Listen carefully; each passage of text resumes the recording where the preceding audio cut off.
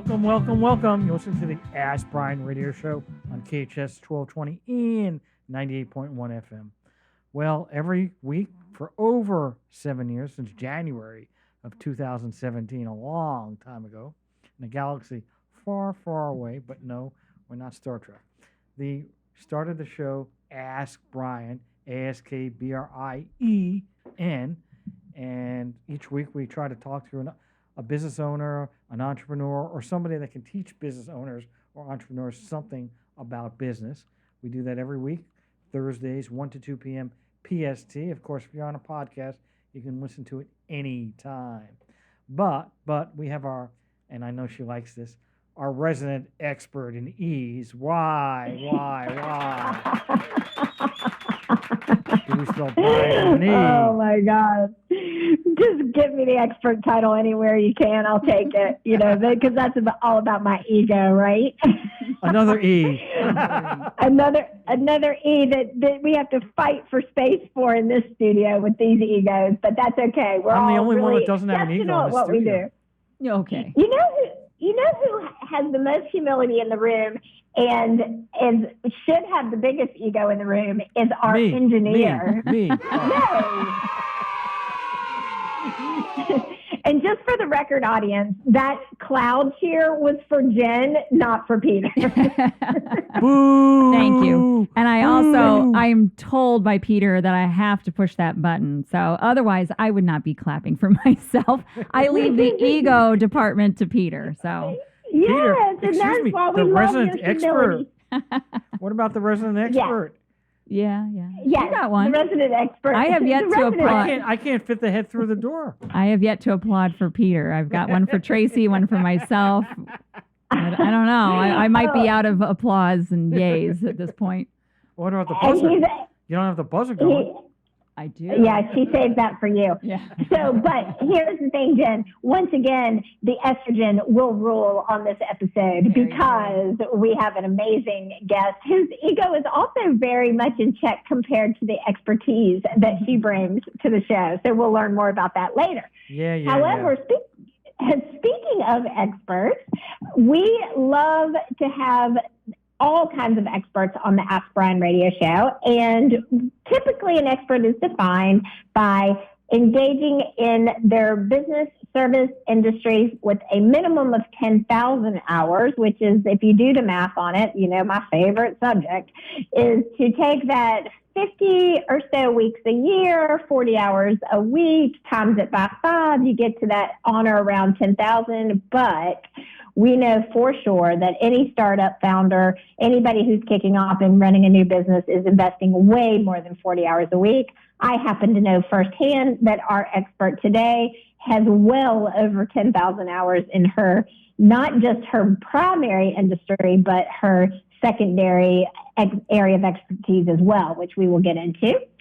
And that just makes a really good level of education for our listeners. We are here to serve you, to shortcut your learning curve, and we can only do that by bringing you the experts that we bring and providing you the education that we try to present when we're trying to get around our own sense of humor about everything. But if you filter through us and get to the experts, you get some exceptional information. And for that, we are very enthusiastic about, right, Peter? And what else? Excited!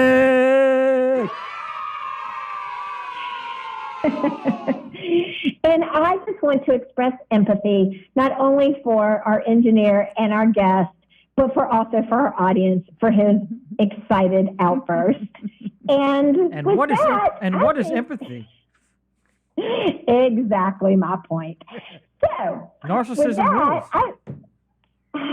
I just can't with you today. I'm going to kill his mic. Is that okay, Tracy? Yeah. Is that CILL or KILL? You can take over, Tracy. If only. Okay, so with that being said, let's talk about my favorite E, and then let's bring out our expert. Well, I hope you got everyone, but anyway, because we do have a show to do. Yes. Okay. Tracy's very, very enthusiastic and has a lot of enthusiasm and excitement for her favorite actress who passed away, and she was in Greece. And what was the sound that they said after they would say, "Grease lightning is electrifying, and so are we." All right. So we do have a guest today, and don't get confused, but our engineer's name is Jen. Our guest name is Jen. So, it's kind of like Generation 2, but it's not the Generation G, it's a J, Jen. All right, so that's going to be really confusing. All right, but our guest today is Jen, and are you there? I am here. Hi. Well, you survived the first part because half the people just leave after that, but that's okay. You made it. Where's the clap? She She's stuck around. All right, there we go. I love it. She gets A credit low bar, for staying start around. with a win. Yes. That's how it goes. Yeah, we don't laugh on this show at all, ever. So the first question we have is people don't know you, so we want to get a little introduction. So I know you have this company. Before we get into the company that you have and that you're working at, we want to know a little bit of background. So just, we don't need to go to grade school or whatever, but if you can tell us a little bit about your background and before you started this company, and then we can get right into the company. So go first. Sure. So, yeah, I'm Jen Trepic. My background's in business and marketing. I went to the business school at the University of Michigan and moved to New York after that.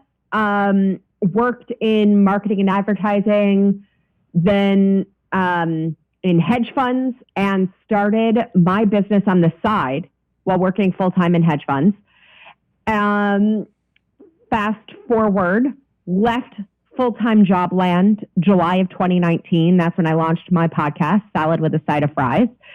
And the rest, as they say, is history. But that side hustle was a health coaching practice. So in my business, Salad with a Side of Fries, I offer health coaching, supplementation, also the podcast and other products and services to help people reclaim control of their health and well-being. So now you said that you had a marketing business development and then you went to work at the hedge fund. So were you doing marketing business development at the hedge fund, or were you doing something No. else? Okay. No. I worked on the administrative end. So I did everything from office manager, chief of staff, personal assistant, executive assistant, estate manager. I ran the lives of some of New York City's billionaires. Learned a lot. Now, you know that I'm from New York, correct? Or did they not tell you? I did not. Well, I grew up in Long Island. All right. Where in Long Island? Roslyn. Oh, I know Roslyn. Exactly. My father's place and all that other stuff. So, and don't forget the duck pound. So anyway, the question is, all right, how do you go from working at a hedge fund in the operations area or administrative area into food? Well, we all eat food, right? No. No, I don't eat well, food. That's why I weigh 250 and 3'5". Yeah. Right. So my practice really came out of sort of two worlds colliding. One was my own personal, I call it a saga of trying to figure out my weight and my health. And the other side was recognizing very early on after graduating from undergrad that I could not or would not work for somebody else for the rest of my life. So I was looking for things to do outside of my full-time job with the intention of just taking that money and investing it, being able to retire early. And then everything I thought of to do sounded totally miserable. So I was like, okay, this isn't going to work. But in that process of looking for things to do outside of my full-time job and figuring out my own weight and health, I learned about the curriculum that I've based my entire practice on. And I call it the nutrition education we're all supposed to know and no one ever taught us. And I really felt like learning it completely changed my life. Like the only thing that allowed me to say I kicked my food issues. And I was like, everybody deserves this. And why isn't this what we learned?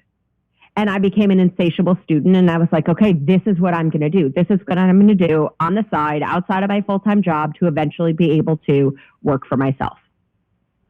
And I built my practice on the side for 12 years before leaving a full-time job and being my own boss. Well, I think everybody likes to be their own boss because they make their own decisions, they take off their time, and they can do their own thing. But it obviously, Right. You're correct. I mean, the first years are usually the lean years. You know, you're working somewhere and you've got, at least you got the paycheck coming in every week. When you start off on your own, it's like, when am I going to get paid? And how am I going to pay my bills? Now you might have some savings, and that can help you, or you may be, you may have a spouse or somebody else that can help you. But typically, that's the biggest quandary that entrepreneurs have is, okay, I want to do this, but I'm afraid. How am I going to, how am I going to keep the lights on in my house? So, Yep. How did you handle those issues? Well, so side hustles are magical things for that reason, right? I think there are a lot of people out there who poo-poo the side hustle, but I think for exactly your point, it eliminates that desperation. And I know there's a lot of people who think, oh, well, I work best under pressure. And I think there's a difference between pressure and desperation, right? And so if it's, I have no idea how I'm going to eat, or, if I'm going to be able to pay my mortgage or pay rent or whatever it is, right? That's a different level. And from experience and belief, I think there is nothing less powerful than desperation. So the side hustle for 12 years allowed me to focus on it. And also it was in my back pocket at times, right? It's just sort of the reality that things get busy, or, our energy can go in the direction of the higher paycheck. So when I was taking that leap, I had set myself up to ensure that I wasn't going to experience that desperation. So I had a runway of probably about 9 months where I knew that just because I had full-time hours wasn't going to instantly turn it into full-time income, but I gave myself that runway. I had no idea the pandemic was coming, but, that 9 months allowed me to not experience that desperation. And I think for everybody, figuring out what that is, how many months you want as your runway. All right. And your business, salad and fries, is that it? Yep. It's salad with a side of fries. Salad with a side of fries. Usually it's fries with a side of salad. But okay. Now, well, as long as I get my Happy Meal, I'm fine. Right. Question is, well, first, how did you come up with the name? Because you did tell me that it was trademark. So I'd like to know how you came up with that name. It is trademark. So first of all, it is what I order all of the time. And that's how it came up. So actually, the LLC that I started in 2007 was not Salad with a Side of Fries. Salad with a Side of Fries was developed as the name for the podcast in 2019. And I've ultimately rebranded everything under Salad with a Side of Fries. So I was working with somebody to launch my podcast, and he and I were talking about the name of the show. And I was thinking like French fries and cookie dough, because they are two things that I will never give up. And he was like, yeah, except it doesn't really tell somebody what they're going to get when they listen. And I was like, okay, fair point. And so we were talking. I was like, all right, I'll keep thinking about it. Our meeting was ending. We were going our separate ways. He said, where are you headed? I said, oh, I'm going to go get something to eat. He said, what are you going to have? And I said, probably salad with a side of fries. And he was like, hello? And I was like, yep, okay, let's do it. Well, it sounds like a lot of carbs when I think cookie dough and fries. But so obviously you weren't giving up any carbs. And so obviously it's not a keto diet. Now, you come up with this name. Now, what was the name prior to that you had from 2007 through 2019? You got the podcast going. So Better Life Now is my LLC. Okay. And then you come up with this. Now, is your podcast, are you the only person on the podcast? Or do you have other people with you? So it's half and half. Well, there's always other people with me. So half of the episodes are interviews with other experts. Half of the episodes are what I call sort of my content or things I talk about with my clients all the time. And on those, I have somebody with me. Sometimes it's a friend, sometimes it's a client, sometimes it's a colleague, sometimes it's, I've had a lot of podcast listeners join me on those. And that allows it to continue to be a dialogue, but also, you know, that person then asks the questions that you're probably thinking as you're listening. So when I created Salad with a Side of Fries, the podcast, it was a bit of taking the things that I enjoyed from podcasts that I listened to and putting those elements into the nutrition and wellness category of podcasts. Okay, so the next question I have is, you have this name, you have this thing. How do you make money off of a podcast? I mean, that's not exactly, unless you're going to run ads. Right. So monetization of a podcast is a tremendous conversation. Fundamentally, I think of the podcast in terms of the bigger ecosystem of marketing my business. And I will say to people, there are more economical, both in terms of time and money, marketing strategies for a business than podcasting. And yet, for me, it is a perfect medium. So it really fits into the greater scheme of things. So for monetization, certainly it funnels people into my ecosystem and eventually leads to coaching and supplementation clients and customers.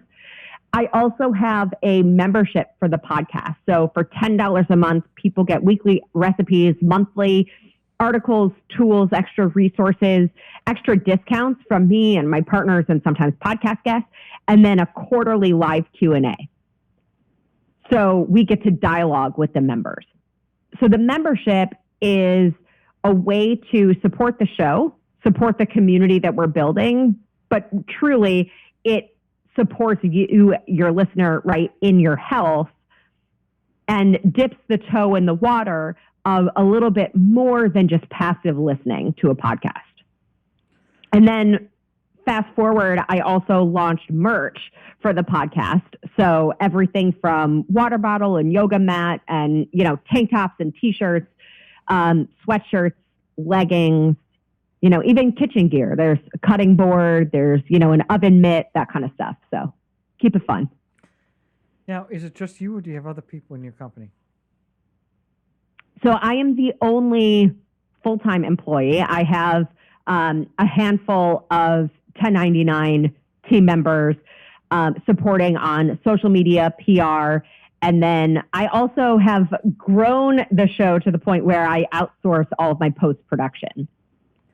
So you mentioned all this about the food and the recipes and the name of your company, and I haven't heard anything where you said that you have a nutritional license or nutritional certification, and you're the only company. So how do you provide nutritional information and advice? Do you have a dietitian that you work with, a nutritionist that you work with, or how do you create that?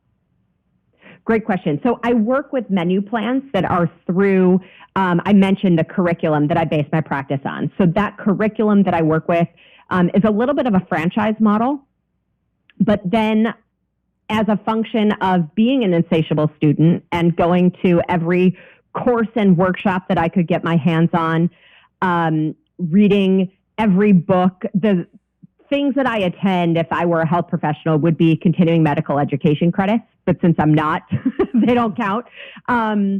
It's just back to that ego, I think, right? So I add to it with behavior change and coaching practices and thought processes and experience that I've learned from a variety of resources. And of course, my own life experience and that of my clients for the last almost 20 years. So do you practice what you preach? Do you use your menus yourself, or how does that work? Absolutely. Absolutely. And at different times in life, I am more intense on some of those choices than others, but I live in a land of the gray area between black and white, right? That consistency piece where, we enjoy life. I'm a total foodie, and, we can have our health too. Wow. All right, we're going to be taking a break. You'll be right back. You're listening to the Ask Brien radio show on KHTS 1220 and 98.1 FM. Welcome back. You're listening to the Ask Brien radio show on KHTS 1220 and 98.1 FM. Like no other station in the world. We all like no other station in the world. All right. Tracy, you had some questions you wanted to ask Jen. You said, like Peter, you're taking all the time. So go ahead. No, well, what I actually really said is you stole all my questions, but not technically, because as we all know that I like to pivot, I am going to steer us into the direction of really being able to tap into your expertise, Jen, around the whole lifestyle component of health and nutrition. One of my favorite things about you is that you believe in everything in moderation. And I think that the challenge with entrepreneurs, especially who's our primary audience here on the Ask Brien radio show, is that we don't understand moderation in any areas of our lives. So how does one integrate a good health and nutrition plan into an entrepreneurial chaotic routine? Great. So first of all, it's not just for the entrepreneurs. I mean, everybody. I say that because even when I was working in hedge funds, I ate out 3 meals a day for over a decade. So I say that to reinforce that it is 100% possible. And I believe that part of meal prep is learning how to read a menu. So on any menu. That is my, this is why we are friends, by the way. Right. This is why we are friends. So, speaking of menus and eating out and still eating for nutrition, fundamentally what I say for everybody is protein and fiber at every meal makes removing fat no big deal. Protein and fiber at every meal makes removing fat no big deal. So protein is clean, lean protein. I don't care. Eat what you eat what you like, don't eat what you don't like. Fiber is vegetables and sometimes fruit. And then a meal is really any time we eat. The difference between a meal and a snack is how long it lasts us, right? So how much food we have at a time, and then therefore how long it lasts us. The other thing that you want every day, a couple times a day, is some quality fat. And one day I will figure out how to get the fat thing into the sentence. So protein and fiber, right? Clean, lean protein and vegetables. You can find that at Chipotle. You can find that at the diner. You can find that at the Chinese place, right? I get a steam platter from the Chinese place, and then I can do a little bit of a sauce that I want or whatever. There are options everywhere. It's about looking at the menu a little bit differently. So protein and vegetables, you can find that. If you're running around and you have to stop somewhere, one of the things that I also remind everybody is almost as much as we can find a restaurant, right, or a fast food place, there are usually also grocery stores just as close. And these days, in almost every grocery store, there are tons of prepared foods and already cut up vegetables and things like that. So we can even expand what we think of as food available to us when we're running around and on the go and don't have time to necessarily have groceries or prepare something ourselves. Okay, so I'm not trying to be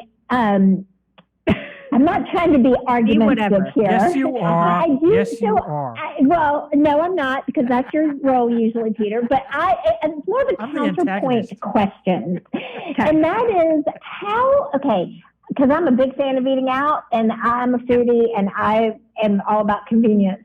But I've always heard, and you're a great mythbuster, so I've always heard that you just don't know what's in things that if you're not preparing them. So how do you, even if you know how to read the menu, there's like all these hidden sugars and fats and chemicals and preservatives. And so how do you navigate around that if that's your primary eating journey?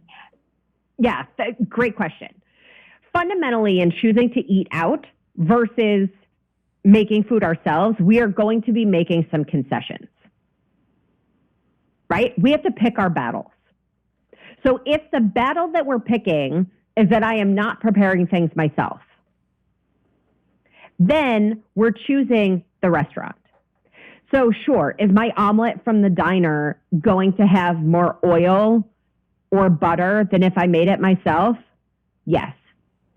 So, okay, mental note, there's some fat in there that I probably didn't realize I had, right? But my egg white vegetable omelet, maybe then I'm choosing carrots and tomato slices instead of the potatoes. And maybe I'm not eating the toast, right? And I'm balancing my choices and picking my battles. I wouldn't choose right there, certainly as we're looking at menus, we want to avoid the fried foods. I know I say that even though I love French fries, right? We want to choose those things more on the occasion than the rule. So one of the things that I talk about with my clients is thinking about, am I eating out because this is an at-home meal replacement? Or am I eating out because it's an occasion and this is sort of an event? If we're choosing our primary source of food as eating out because we don't have groceries, then most of the time I'm choosing an at-home meal replacement, which means I'm looking at the menu for something that is as close to something I might make for myself. Can I get a piece of fish with some vegetables? Right? Can I get, a lot of times making a meal of appetizers and sides. So I was at a steakhouse the other day. I had protein from an appetizer and then a couple vegetable sides. And it was delicious and I was super satisfied, and we call it a day. Right? So protein, vegetables, yes, you're going to get that fat in there. We're going to pick our battles. Sure. Was there probably, salt and sugar and some of these things in there that I wouldn't have in there if I was making it for myself? Yes. But in this moment, that's the choice. That's the give and take that I'm willing to make. For some people, they're not willing to make that, but then they're choosing different things and they're having groceries or ready to eat things in their house.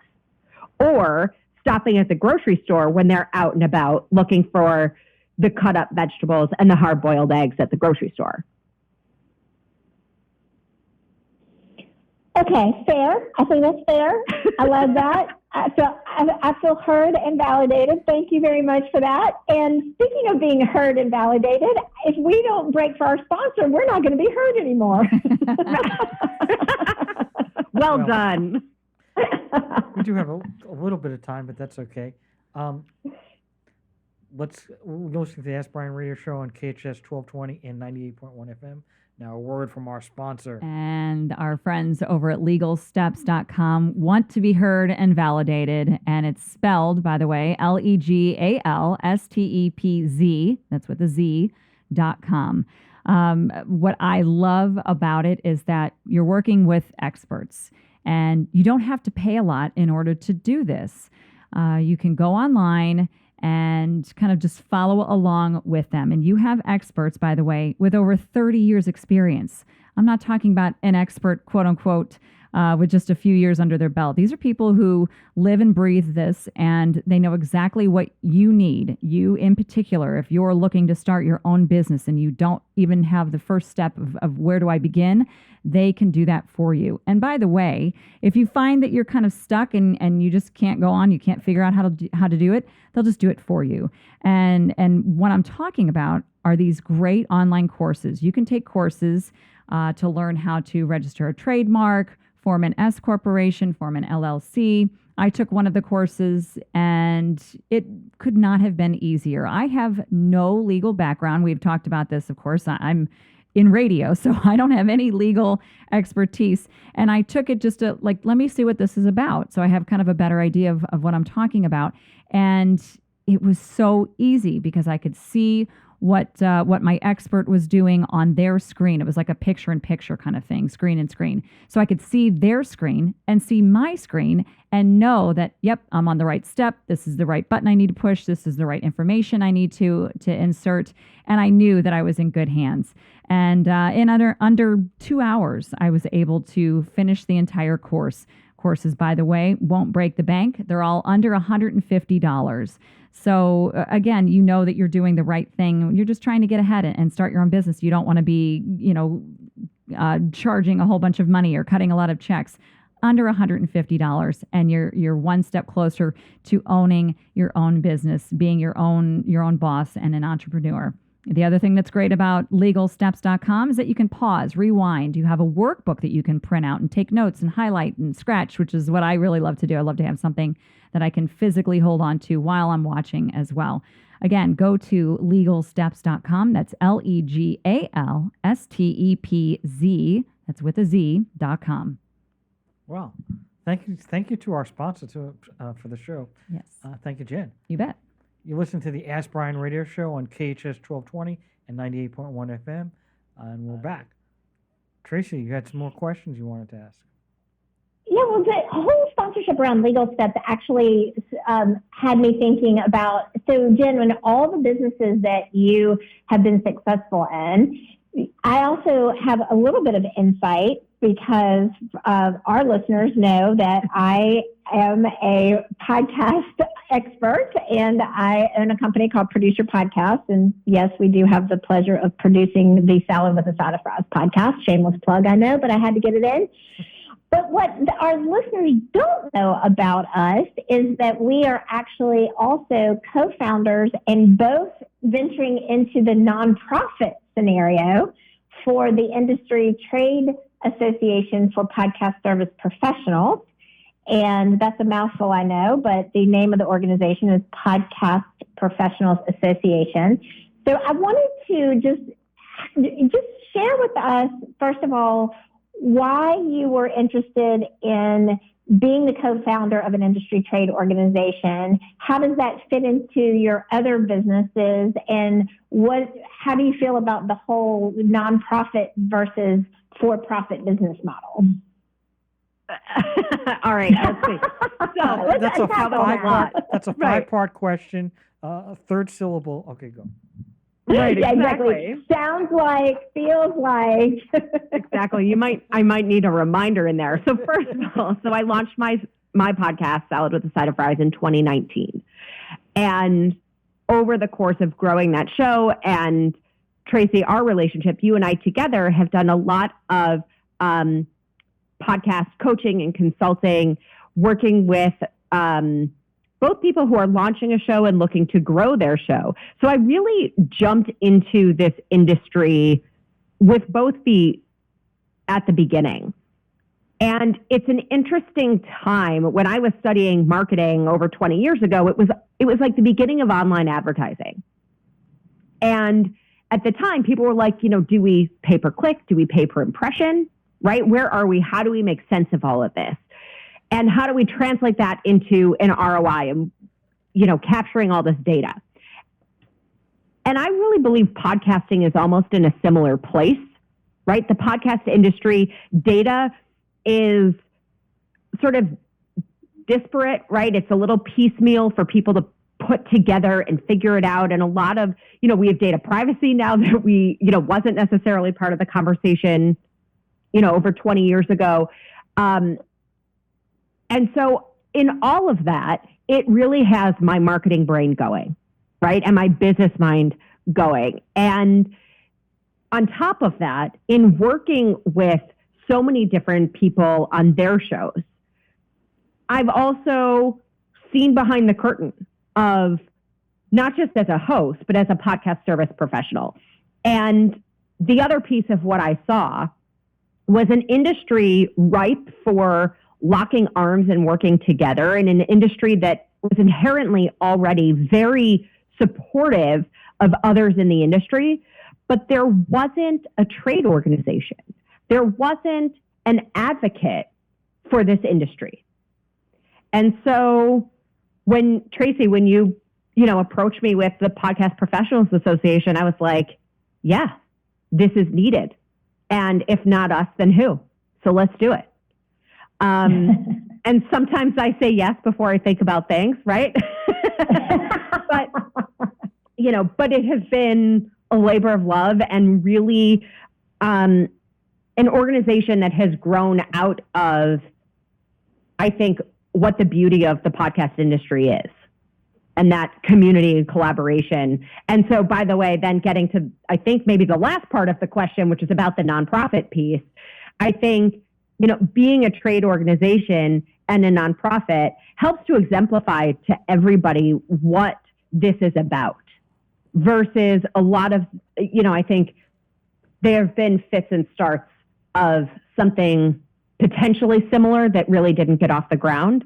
And I think the nonprofit piece is critical for that. I completely agree. And I think from an entrepreneurial lesson perspective that we can pull out of that that's important is, so Jen highlighted, first of all, how her podcast then evolved her into a thought leadership and subject matter expertise person in the industry. She's recognized as 40 under 40 in the podcasting space.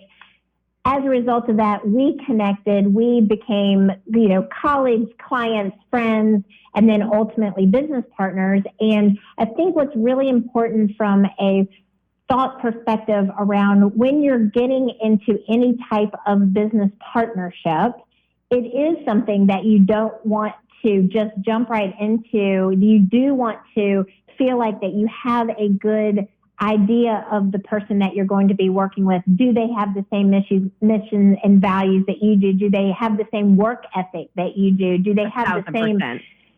And one of the things that I've loved about our relationship as it's evolved is we were never planning on becoming business partners. We met cold strangers who I had a service that I provided that you needed, and you had then this amazing skill set that evolved and grew as my businesses grew, and you became a part of that. And then we worked together with other businesses as independent contractors, not necessarily business partners, but it all just naturally, organically grew. And I think that's just a fantastic example of trusting in the process and aligning with like-minded individuals. And then when the time is right and you feel like a business partnership is necessary, you don't feel like you're jumping off a cliff by 100%. Yourself. Or we are jumping off a cliff, but at least we're kind of like Thelma and Louise. We knew what we were getting into when we did it. Well, and we've got to take a break. Yeah. We'll be right back. You're listening to the Ask Brien radio show on KHTS 1220, 98.1 FM. Welcome back. You're listening to the Ask Brien radio show on KHTS 1220 and 98.1 FM. Tracy, you want to finish up? Well, Jen, it's been a long break, but right before we were going into the break, you were like, to your point, when we were talking about business partnerships and jumping off cliffs. So I wasn't sure where you were going with that. Right. Well, I was going to say, because the only cliff I jumped off of was to say, yes, let's go down that road. You and I never jumped off a cliff, right? Everything was step by step and in partnership and bringing other people with us. So by the time there was actually a definitive choice made, it wasn't just the two of us. And it was so clear that we weren't jumping off a cliff. Yes, I love that. And I actually personally just love that you reminded me of that as well, because when you're in it, sometimes you just don't necessarily feel that way. But you're right. Yeah. We created our partnership, then we expanded into a founder circle, and then we got a tremendous amount of positive feedback on what the industry was looking for, and then we opened it up for membership. So I would love to continue this conversation all day, every day, but I know that we are going to have to wrap soon. And before we do that, please let our audience know how they can get in touch with you, because you have so much wisdom to share and you share it in such a positive and wonderful way. So how can people get in touch with you, and absolutely, how can they find that podcast of yours? Well, thank you. First of all, we barely scratched the surface of wellness and food choices and all of those kinds of things, because it really is about the lifestyle, not the one meal or the restaurants or whatever. So definitely check out Salad with a Side of Fries, Spotify, Apple Podcasts, YouTube, wherever you can get your podcasts, you will find Salad with a Side of Fries. And my website is asaladwithasideoffries.com. On that website, there is a freebie that you can download called It's Not What to Eat, It's How to Eat. So if you heard that and said before about protein and fiber and said, well, where are the French fries and where's my dessert? You want that download, because it is about how to eat all of those other things and fit them in. Love it. And of course, you can get re-listen to this episode, get all that information in the show notes with the Ask Brien, the podcast version. And that too, you can find on all your favorite listening platforms. And we're just so excited that we've had you here today, Jen. And we just feel like that you're welcome back on the Ask Brien radio show anytime. Peter? Thank you. So we have about 30 seconds left before we're going to have to cut out. I just wanted to share what I do on desserts. I love desserts, and what I do is I order them, I take 2 bites, and say, that's it. I'm done. That's how I do it. So I can eat anything I want. I can't do that. I can't. I don't. That's Peter. That's why we're not friends. Well, and by the way, stay away from ice cream because taking 2 bites is tough, and you can't bring it back. All right. So unfortunately, the show is kind of reaching its end. So you can listen to it on the podcast version. You're listening to the Ask Brien radio show on KHTS 1220 and 98.1 FM. Thank you, Jen. Thank you, Tracy. And until next week, over and out.